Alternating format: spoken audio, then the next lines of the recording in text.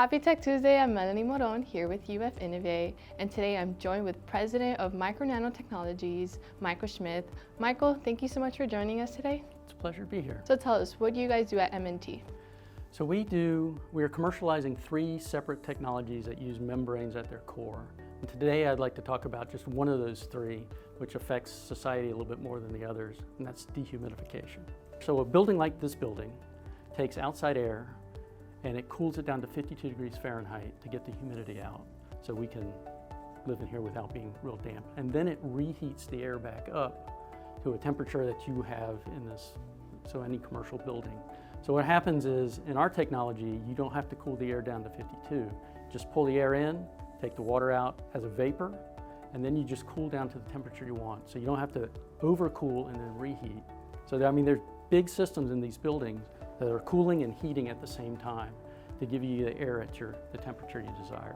And how are these prototypes going to impact the world? So what they're going to do is allow you to achieve indoor air qualities at a much lower cost in a much simpler and more flexible way. And Michael, why Gainesville? So in this particular application, the technologies are coming from the University of Florida. And so this allows me access to the research that's being currently done and funded through the University of Florida, as well as me being able to fund additional research at UF.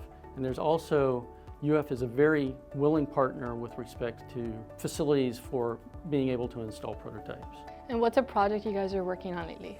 So currently we just got a contract with the government of Qatar to do some research and development for them to remove the humidity from air and create and use it for agricultural purposes as water, because they have a big problem with not being able to do desalination because the water is too salty, and they have a big shortage in agricultural water.